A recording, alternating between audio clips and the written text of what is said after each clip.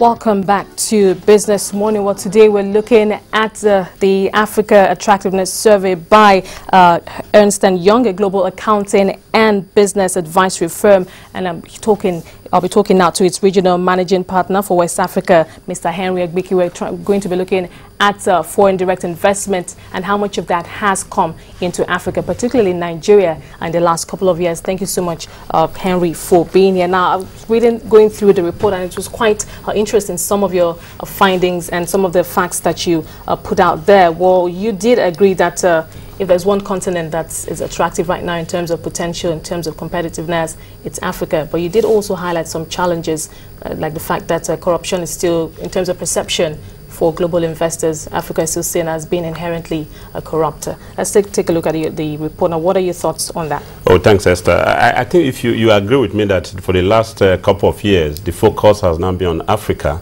as a driver for economic growth for the global economy. We've seen all the struggles in the advanced, in the matured markets of America, Europe. And while those guys are talking about shrinking economy, decline in growth rates, Africa, we are talking about, increase in growth rates. In the last 1 year, Africa grew by about 5.5, between 5.5 and 6%, which is huge, when you look at what is happening on the global scene at the moment. And because of this perception, this focus on Africa, what we did as a firm was to test the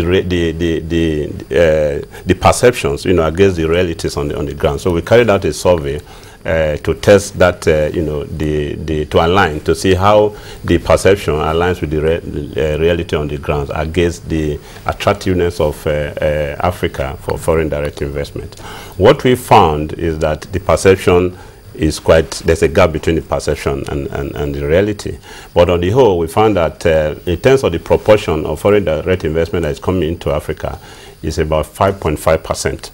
In 2011, as against 4.5% in 2010. That's a very significant, increase. And in terms of year-on-year growth, it recorded about 27%, growth between 2010 and 2011. And talking about the attraction, why is Africa so attractive at the moment? If you look at Africa today, we're talking about 1 billion population. In Africa. That represents almost about 11% of global, world population. And when you talk about population, you talk about the size of the market. You talk about consumer demand. So this is one factor that is making Africa to be very attractive at the moment. And you also talk about abundance of natural resources in Africa. As we speak today, 10% of world oil and gas reserves in Africa. 40% of the world, gold reserve lies in Africa. In fact, between 80% and 90% of its, chromium lies in Africa. And as you all know, 60% of your cultivated, land in the world today lies in Africa. And this just talks about huge opportunities. Again, there are challenges around this. Before we go into the challenges, yes. You talked about foreign direct investment projects that came into Africa between 2010 and 2011, about 5.5% that came into Africa. How much of that came to Nigeria? Nigeria, in the last 10 years, Nigeria attracted about $160 billion in foreign direct investment. And the projection is that in the next 5 years, Nigeria will be attracting an average of about $23 billion annually. And we found that most of this investment actually went into oil and gas. About 80% of that went into oil and gas. And then the other 20% went into telecommunications, tourism, financial services. Do you think we could have done better than that? Because of course, talking about the challenges, that perception, the ease of doing business, that's still, in terms of perception, some investors still think that in terms of ease of doing business in Africa or in Nigeria, that's still a little bit challenging. Yes, what we did, in spite of the fact that the survey revealed that there was an increase of 27%, in foreign direct investment between 2010 and 2011. And also talking about the perception, gap that still remains. What we did was to unpack, looking at the respondents. We found that those who are already doing business in Africa, were overwhelmingly positive about the attractiveness of Africa. In fact, they actually rated Africa as second to Asia. in terms of attractiveness to doing business and, investment. But when we check those who have not yet, been to Africa, those who are not yet present in Africa, they actually rated Africa as the most unattractive place in the world to do business. So just simply because they haven't been here. Yeah, because of course they look at challenges. That's the perception we're talking about. So we found that those who are not already in Africa still have very negative perception.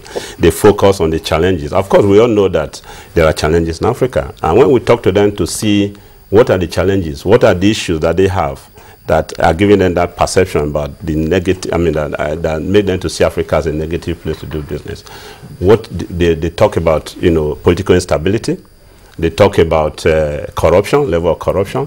They talk about ease of doing business, Then they talk about access to finance.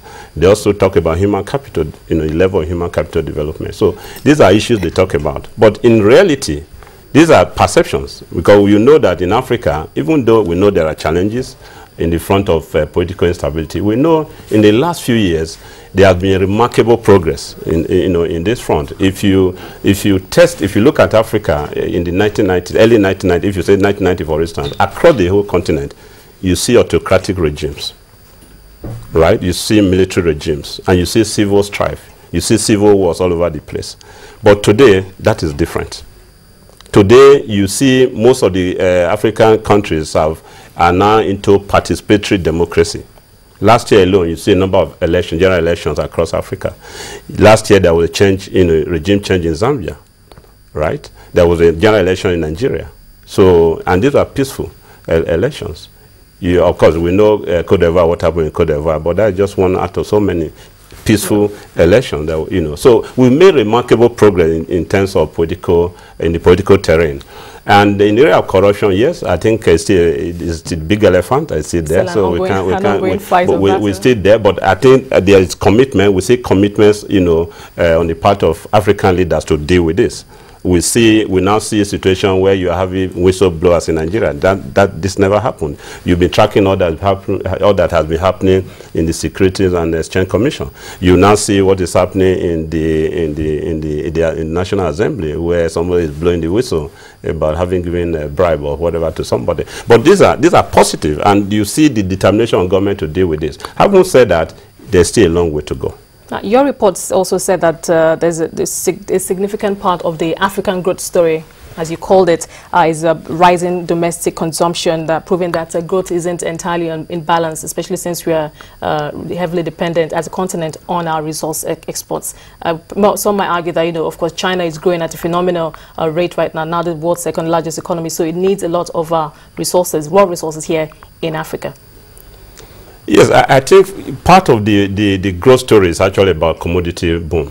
Of course, most of the African economies depend on the commodities, and I think one of the bane of underdevelopment is the inability of our leaders to use the proceeds from their natural resources to actually broaden the productive base of the economy, to actually diversify the economy. That has been the bane of our development. We see that the demand, the demand is going to continue to rise in the emerging markets of China and India, and that is going to continue to fuel, demand for our natural resources.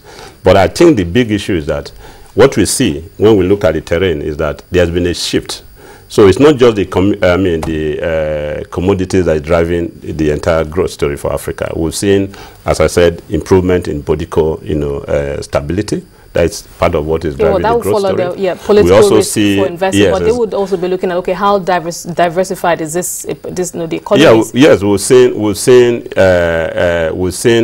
for instance, even looking at this year, the investment that came into Africa, we see not all of them are going to the extractive industry, unlike in the past. Most of them were going to extractive industry. We see a lot of them going into the services, to manufacturing, part of, even the 80% that went into oil and gas, went into the manufacturing side, and that is what actually creates jobs. That's what actually expands the economy. So we see a shift in the character of even the investment that's coming into Africa. I think we have also seen improvement in macroeconomic policies across Africa. You know, this is also part of what makes investment, what makes an economy, you know, or the continent, you know, attractive to invest. We've seen that we've seen many of African countries in the past 10 years trying to create space for the private sector to participate more and drive and become the engine growth of the economy, now, which is positive. For Nigeria, we do know that well, South Africa still remains the biggest economy on the continent, and perhaps investors would, you know, may consider South Africa first before they consider any other country. For Nigeria, which is not entirely true. If I let me just test the number. Let me just test the numbers with you. For instance, we in the next 5 years, South Africa will attract foreign direct investment of only $10 billion US, and Nigeria is projected to attract $23 billion US. So you can see the gap. Are there conditions attached to that? Yeah, the conditions. Given our current economic, whatever it is that's happening right now, definitely, regardless of that, it will still come in at that. Definitely, the challenges are there. We've got to deal with the challenges. In fact, you know, analysts projected that Nigeria has the potential to actually overtake South Africa as the biggest economy. South Africa today is a matured economy. There are no potential for growth. South Africa is growing at about 2.5%. Yes, Nigeria is growing at about but they seem to have been able to translate their GDP numbers or developments, you know, into actual growth. Agreed. Agreed. GDP growth does not really mean economic growth. I understand that. There's a difference between GDP growth and growth as well. and economic, you know, prosperity of the people. But what is important is that you need to use the proceeds, as I said earlier, we need to use the proceeds from the crude sales to invest in other sectors of the economy. For instance, agriculture, which is a huge opportunity for Nigeria. You know, we have good weather, we have good climate, all around, you know, all around year climate that's, you know, conducive to agricultural production. We're not taking advantage of that. We're not investing in agriculture. If you look at the agricultural space, they are still fragmented. So there's no critical mass to actually attract huge investment to that sector. And this has agriculture has the potential to actually, you know, transform the economy, to create jobs for our people. Currently, agriculture contributes almost 40% of our GDP and employs almost 70% of our people. So investment in that sector has a multiplier effect in terms of alleviating poverty, you know, creating jobs, especially for the people, you know, in the rural areas. So it's important. Yeah, while all of that is still ongoing, we're not there yet, obviously, but like you said, the numbers, what will come into Nigeria in terms of FDI is still higher than what will go into South Africa. Okay, well, that being said, in your survey, looking at, because I was looking at some other part of the report in terms of where you listed our countries in terms of investors' preference. I think Nigeria was somewhere down 7 or something. We see other African countries in front. What is the perception? No, I think, what did you find? No, what is the average yeah, perception? You were looking at the growth percentage. You know, percentage and absolute numbers are different. Nigeria has the highest potential for foreign direct investment, and in terms of absolute numbers, Nigeria has attracted the highest amount of foreign direct investment in Africa. I know what you're talking about. The percentage, because of the Ghana, I mean, Ghana, for instance, attracted more in terms of percentage growth or in foreign direct investment, was about 84%. I think Nigeria was about 35%. But in absolute numbers, terms, Nigeria has the highest numbers. So Nigeria is very attractive. Once we can deal, I think the challenges, once we can deal with the challenges, as I said, you know, especially the issue of corruption, the ease of doing business, investment in infrastructure, the infrastructure gap, and especially talking about power, you know, good roads. Once we can deal with that, this economy has the ability to transform and overtake the South African economy. Well, let's look at more still term challenges. Some other issues you brought out from the report: the trade tariffs and the trade tariffs, of course, and non-tariff barriers. There's still that lack of integration. Of course, our borders, the free movement of people, goods, and services. That's still a challenge. But some analysts canvass with the fact that, okay, let's have this borders, well, let's have it a little bit relaxed so that there can be freer movement of people, goods. But of course, you also know that security, especially in sub-Saharan Africa, has become a key issue. Countries are now nervous about how their borders, how tight their borders are now. We have the issue of terrorism on our hands right now. But the report still says that, if we could have that ease up a bit, let's have more people going out, coming in, more goods, more services. One of the findings, the findings of the survey is the fact that there is no Africa as a continent need to be much more integrated. We need to create Africa as an economic bloc. You know, the reality is that Africa is not a country. You know, so it's easy to compare Africa to China, Africa to India. India is a country. China is a country. Africa is a continent of 54 countries with different regulations, you know, different tariffs, high wars, you know, tax, you know, multiple tax policies and all that. What we have found that you need to integrate and create Africa more. Africa needs to integrate more as an economic bloc to be able to be competitive in the global, you know, space. So we need to bring down the high wars. We need to bring down tariffs.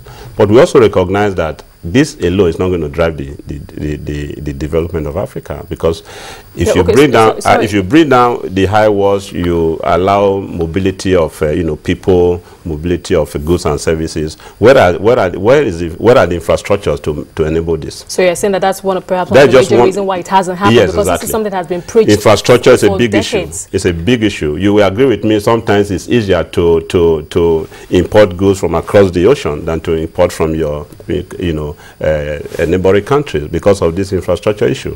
And again, even the kind of commodities that we produce, you can't go and, I mean, if we produce similar commodities, then there's no need for you to trade with one another. So if we invest and diversify the economy and then go and do a lot of manufacturing, we have products that we're able to, you know, export and import in intra-Africa.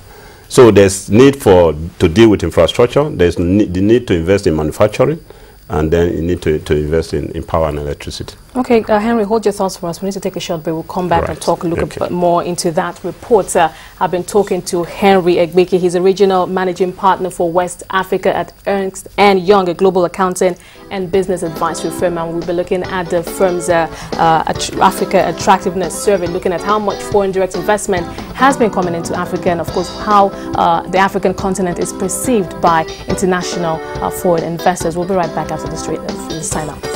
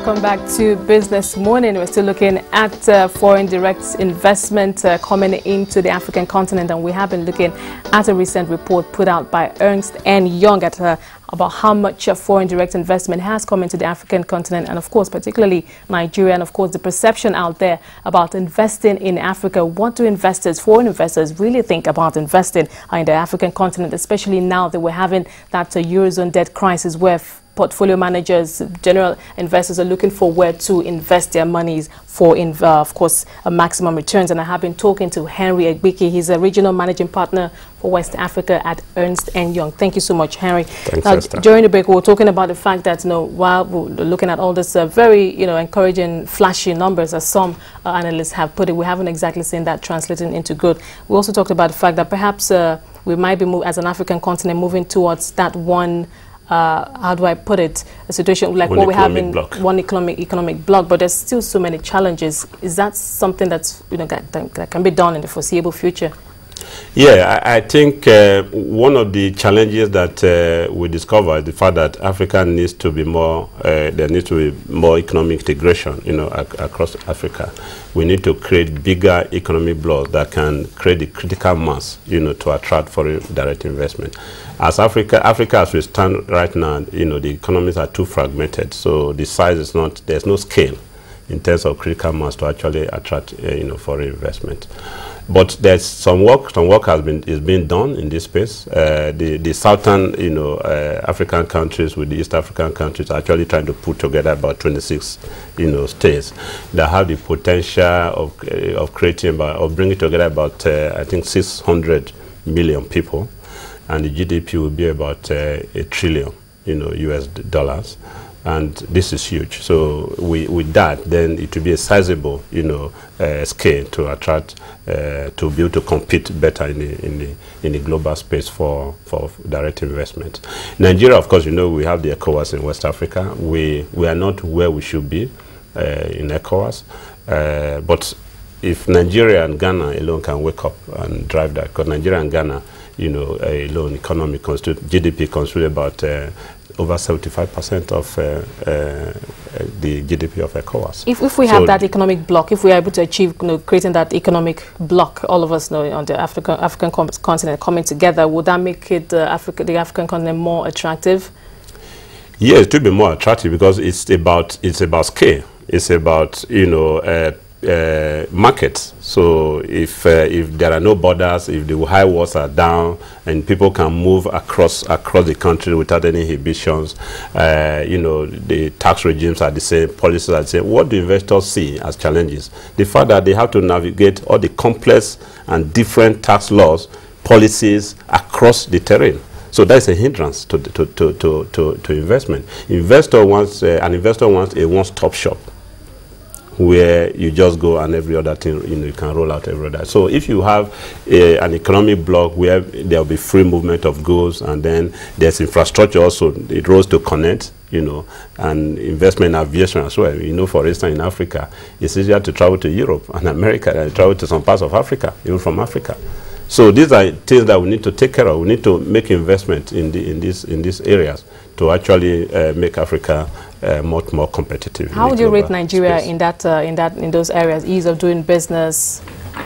I think we're quite poor. Currently, the latest rating, Nigeria ranked ease of doing business. Nigeria ranked 133, 133 out of 183. Yeah. So that is quite poor. And in terms of the area of corruption, Transparency International, ranking, Nigeria is 143 out of 183. Regardless of that, we're still having this huge amount of foreign direct investment coming in. Yeah, why? Yeah, because the potential, high risk, high return. So money goes to where the return will come. And it's a question of how most of the investors, it's a question of your mindset, and how much risk, how much risk you are willing to take. If you remember in this market, when there was a telecom, reform in the telecom sector, you remember the Econet and the MTN story. You understand what I'm talking about. Econet came here and saw the challenges and then pulled out. And today, if you look at Airtel and MTN, it's not the same. MTN came, they saw the same terrain, the same environment, But they saw the opportunity rather than the challenges. They saw a glass half full rather than a glass half empty. Okay. So I think the mindset that you bring to doing business in Nigeria, in Africa generally, as I said, high risk, high return. Return is huge. So what is being done? Once you can deal with the risk, and it takes a positive mindset to overcome the risk. Okay, so what for those, because let's go back to the issue of perception. You said those who are doing business in Nigeria, in Africa, rated Africa high, but those who are yet to do business, of course the perception was really bad. What has been done to attract, or how can this group of investors be attracted? Yeah, I think it's about telling the story of Africa. Those who are not yet doing business in Africa, they are still in Nigeria, in Nigeria, Africa, they hear the bad. I mean, they base their opinion on the news headlines, international news headlines, which mostly focus on the negatives. So the story they hear is about strife in Africa. For Nigeria, for instance, the story they hear is about the bomb attacks. The story they hear is about the Boko Haram. The story they hear is about the lack of insecurity. That's the story they hear. And but this happens in a tiny space in Nigeria. It's not all over Nigeria. But when they hear this is happening in Nigeria, so it's the whole Nigeria as far as they are concerned. Some years ago, I had a challenge. One of our international partners was going to visit Nigeria. And the security team, his protocols team, advised him not to come to Nigeria because of the security situation. And I had to put my personal whatever on to say, you have to come. Nigeria is not as risky or as insecure as you read in the news. And luckily he came eventually, and he felt, in fact, what he told me, that he felt safer in Nigeria than even his own country. So which was possible. But you need to be here to have that change of opinion. So if that person didn't come here, what kind of perception is he going to carry all the days of his life? That Nigeria is a wrong place to go. It's not secured. So that is a big issue. What we need to do as Africans is to tell the good story of Africa. We should tell about the progress Africa has made in the political terrain, because they talk about political instability. We should tell them about the progress Africa has made. In